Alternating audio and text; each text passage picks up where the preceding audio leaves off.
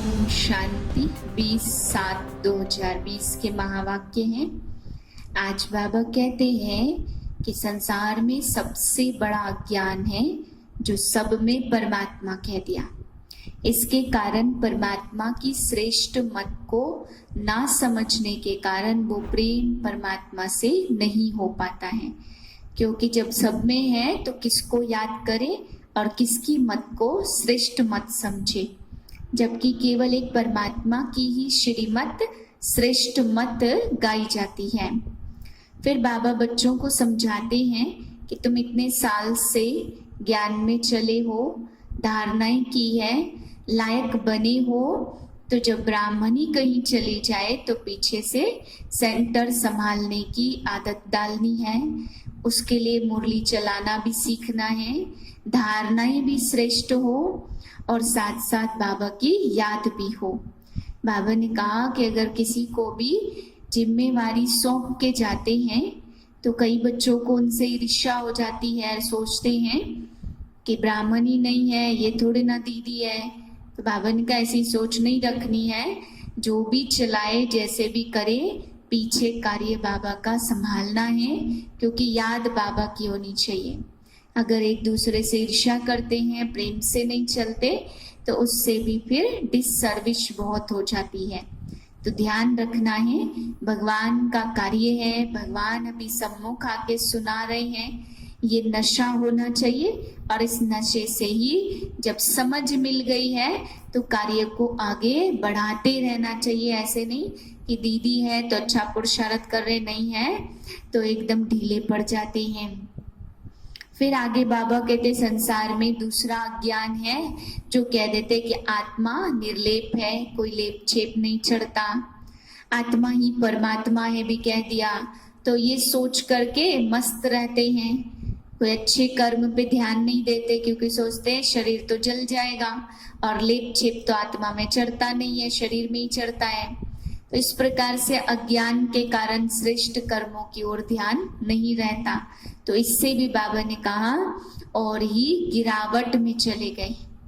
बाप कहते जब मैं आता हूँ तब तुम बच्चे बिल्कुल ही भाव सागर में डूबने वाले होते हो, दलदल में दबे हुए होते हो, तो मैं आकर के चोटी पकड़ के निकालता हूँ। और कोई जगह ही नहीं बची होती जो बाबा हमें ऊपर निकाल ले। तो चोटी पकड़ना माना कोई एक विशेषता को बाबा देखते हैं, कहीं से नहीं डूबे हैं या भगवान के प्रति प्रेम है, श्रद्धा है, भाव है, तो उस भाव को पकड़ के मैं तुम्हें दलदल से ऊपर निकाल लेता हूँ। फिर बाबा बच्चों को कह रहे कि बच्चों को सदा पुरुषार्थ करना है, तो सर्प को देखना है। जैसे सर्प कैचुली बदलता है तो उसको फिर कोई मोह नहीं रहता, खाल पुरानी छोड़ी नहीं ले ली। तो पुरुषार्थ में बाबा ने कहा सर्प की तरह बनो और दूसरों की सेवा के लिए भ्रमरी जैसे बनो। भ्रमरी जैसे भू भू करके औरों को आप समान बना ही देती है, कितनी मेहनत करते हुए भी वो नाली के कीड़े को भू भू करके पंख निकाल देती है। ऐसे ही बाबा ने कहा तुम बच्चों को भी भ्रमरी मिसल सेवा करते रहना है, क्योंकि इस दुनिया में बाबा ने कहा एक ही सागर में उछाल आएगा तो विनाश तो होना ही है। एक पानी ही एक बार उछाल लाके डावाडोल कर देगा। आगे सुनते हैं बाबा के महावाक्य। मीठे बच्चे, बंधन मुक्त बन सर्विस पर तत्पर रहो, क्योंकि सर्विस में बहुत ऊंच कमाई है। 21 जन्मों के लिए तुम वैकुंठ के मालिक बनते हो। प्रश्न है हर एक बच्चे को कौन सी आदत डालनी चाहिए? उत्तर है मुरली की पॉइंट पर समझाने की आदत। ब्राह्मणी अगर कहीं चली जाती तो आपस में मिलकर क्लास चलानी चाहिए। अगर मुरली चलाना नहीं सीखेंगे तो आप समान कैसे बनेंगे? ब्राह्मणी बिगर मूझना नहीं चाहिए। पढ़ाई तो सिंपल है, क्लास चलाते रहो, यह भी प्रैक्टिस करनी है।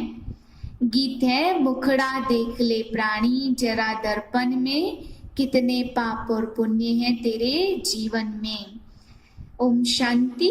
बच्चे जब सुनते हैं तो अपने को आत्मा निश्चय कर बैठे।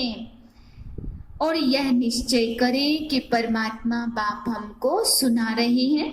यह डायरेक्शन अथवा मत एक ही बाप देते। बहुत मनुष्य हैं जो परमात्मा को सब में कह देते, तो श्रेष्ठ ते श्रेष्ठ भगवान से वो प्रेम नहीं कर पाते हैं। वह लव किसके साथ रखे, इसलिए बाप से विपरीत बुद्धि बन गई है। भक्ति में जब कोई दुख आदि रोग होता है तो प्रीत दिखाते, कहते हैं भगवान रक्षा करो। बच्चे जानते गीता का भगवान ने मुख से गाई, और कोई ऐसा शास्त्र नहीं जिसमें भगवान ने राजयोग सिखाया हो व श्रीमत दी हो। एक ही भारत की गीता है जिसका प्रभाव भी बहुत है। एक ही गीता भगवान ने गाई हुई है। भगवान कहने से निराकार तरफ दृष्टि चली जाती है। अंगुली से इशारा करेंगे, कृष्ण के लिए कभी ऐसे नहीं कहेंगे, क्योंकि देहधारी है ना। तुमको अब उनके साथ संबंध का पता पड़ता है, इसलिए कहा जाता बाप को याद करो और उनसे प्रीत रखो। आत्मा अपने बाप को याद करती है। अभी वह भगवान बच्चों को पढ़ा रहे हैं, तो वह नशा बहुत चढ़ना चाहिए, और नशा भी स्थायी चढ़ना चाहिए। ऐसे नहीं ब्राह्मणी सामने है तो नशा चढ़े, ब्राह्मणी नहीं तो नशा उड़ जाए। बस ब्राह्मणी बिगर हम क्लास नहीं कर सकते। कोई कोई सेंटर्स के लिए बाबा समझाते, कहाँ से 5-6 मास भी ब्राह्मणी निकल जाती तो सेंटर संभालते हैं, क्योंकि पढ़ाई तो सिंपल है। कई तो ब्राह्मणी बिगर जैसे अंधे लूले हो जाते हैं। लेकिन ऐसा भी नहीं करना है कि कोई परवाह ही नहीं किसी की भी और घर में बैठे मुरली सुन रहे हैं। बाबा का कहने का तात्पर्य है कि आपस में मिल कर के चलना है। चाहे ब्राह्मणी नहीं भी है तो भी बाबा के घर को मिल कर के चलाना है। ब्राह्मणी निकल आई तो सेंटर में जाना छोड़ देंगे।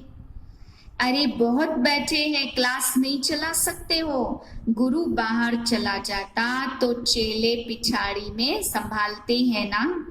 बच्चों को सर्विस करनी है, सर्विस में स्टूडेंट तो नंबरवार होते। बाप दादा जानते हैं कहाँ फर्स्ट क्लास को भेजना है। इतने वर्ष से बच्चे सीखे, कुछ धारणा हुई होगी जो सेंटर को चलाए आपस में मिलकर। धारणा है तभी मिलके चला सकते। मुरली तो मिलती ही है, पॉइंट्स के आधार पर ही समझाते हैं। सुनने की आदत पड़ी, फिर सुनाने की आदत नहीं पड़ती। याद में रहे तो धारणा भी हो। सेंटर पर ऐसे कोई निकले जो कहे अच्छा ब्राह्मणी जाती है तो हम सेंटर संभालते हैं। बाबा ने ब्राह्मणी को कहा अच्छे सेंटर पर भेजा है सर्विस के लिए। ब्राह्मणी बिगर मूझ नहीं जाना चाहिए। ब्राह्मणी जैसे नहीं बनेंगे तो दूसरों को आप समान कैसे बनाएंगे, प्रजा कैसे बनेंगे। मुरली तो सबको मिलती, बच्चों को खुशी में रहना चाहिए कि हम गद्दी पर बैठकर समझाएं। प्रैक्टिस करने से सर्विसेबल बन सकते। बाबा पूछते सर्विसेबल बने हो तो कोई भी नहीं निकलते हैं। सर्विस के लिए छुट्टी ले लेनी चाहिए, क्योंकि सेवा तभी हो सकेगी जब बंधन मुक्त बनेंगे। जहां भी सर्विस के लिए बुलावा आए वहां पर छुट्टी लेकर चला जाना चाहिए। जो बंधन मुक्त बच्चे वह ऐसी सर्विस कर सकते हैं। उस गवर्नमेंट से तो इस गवर्नमेंट की पढ़ाई बहुत ऊंच है। भगवान पढ़ाते हैं जिससे तुम 21 जन्मों के लिए वैकुंठ का मालिक बनते। कितनी भारी आमदनी है। उस पढ़ाई से क्या मिलेगा? अल्पकाल का सुख। यहाँ तो विश्व का मालिक बनते हो। जिनको पक्का निश्चय है वह तो कहेंगे हम इसी सेवा में लग जाएं, परंतु पूरा नशा चाहिए। देखना है हम किसको समझा सकते हैं। है बहुत सहज जिनको पक्का निश्चय है वह कहेंगे हम तो सेवा में लग जाएं, परंतु पूरा नशा चाहिए। देखना है हम पक्के बने हैं। कलयुग अंत में इतने करोड़ मनुष्य और सतयुग में जरूर थोड़े होंगे। उनकी स्थापना के लिए जरूर बाप संगम पर आएंगे ना। पुरानी दुनिया का विनाश होना है। महाभारत लड़ाई भी मशहूर है। यह लगती ही तब है जब भगवान आकर सतयुग के लिए राजयोग सिखलाए, राजाओं का राजा बनाते, कर्मातीत अवस्था को प्राप्त कराते हैं।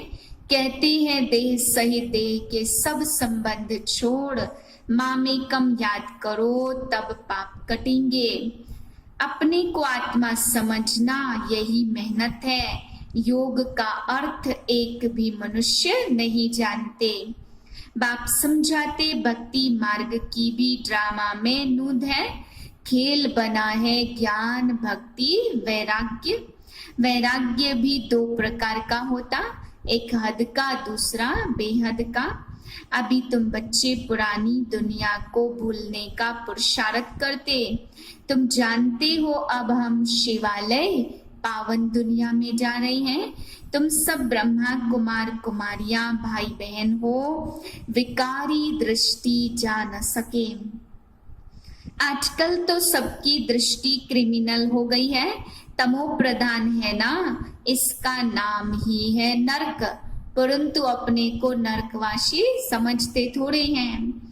स्वयं को पता नहीं है नरक स्वर्ग क्या है। जिसके मन में जो आया वही कह देते। यह कोई स्वर्ग नहीं है, स्वर्ग तो किंगडम थी। तुम बच्चों को कितना नशा रहना चाहिए। पुरानी आदतें सारी छोड़ देनी है। भगवान तुमको पढ़ा रहे हैं। ईर्ष्या की आदत भी बहुत नुकसान करती है। तुम्हारा सारा मदार मुरली पर है। तुम कोई को भी मुरली पर समझा सकते हो, परंतु अंदर में ईर्ष्या रहती है। यह कोई ब्राह्मणी थोड़ी है, यह क्या जाने। ईर्ष्या का पर्दा ऐसा है जो अंदर के ज्ञान को, किसी के ज्ञान को, गुण को भी समझ नहीं पाते हैं, तो उससे ले नहीं पाते कुछ भी। तो बाबा कहते तुम्हें तो ये सोचना चाहिए बाप सुना रहा है, क्योंकि बाप की मुरली है, उसी को मंथन करके कोई सुनाते हैं तो लेना चाहिए ज्ञान को। तो बाप कहते हैं कि ये सोचते हैं ब्राह्मणी थोड़ी है, क्या जाने, बस दूसरे दिन से आएंगे ही नहीं। दीदी ने ये फलाने सुना रहे तो क्यों जाएं। ऐसी पुरानी सड़ी हुई आदतें हैं जिस कारण डिससर्विस होती है। नॉलेज तो बड़ी सहज है। कुमारियों को तो कोई धंधा भी नहीं है। उनसे पूछा जाता वह पढ़ाई अच्छी या यह पढ़ाई अच्छी, तो कहते हैं यह बहुत अच्छी है। अभी बाबा वह पढ़ाई हम नहीं पढ़ेंगी, दिल नहीं लगती। लौकिक बाप ज्ञान में नहीं होगा तो फिर मार खाएंगी। फिर कोई बच्चियां कमजोर होती और कोई मजबूत होती। वह कहती हम तो विश्व की महारानी बनेंगी। यह पढ़ाई 21 जन्म के लिए है। बाप कहते बच्चे तुम थे सर्वगुण संपन्न, अब तुम कितने तमो प्रधान सीढ़ी नीचे उतरते आए हो। भारत को 100% सोने की चिड़िया कहा जाता था। 100% साल्वेंट था, अभी 100% इनसाल्वेंट बन गया। तुम जानते हो विश्व के मालिक पारसनाथ थे, फिर 84 जन्म लेते लेते अब पत्थरनाथ बन पड़े हैं। है तो मनुष्य ही, परंतु पत्थरनाथ और पारसनाथ कहा जाता। गीत भी सुना है अपने अंदर को देखो हम कहाँ तक लायक हैं। नारद का मिसाल है, दिन प्रतिदिन गिरते जाते, गिरते गिरते दूबन में दलदल में फंसे हैं।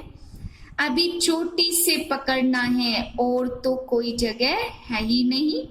दूबन से निकालने के लिए चोटी से पकड़ना पड़ता।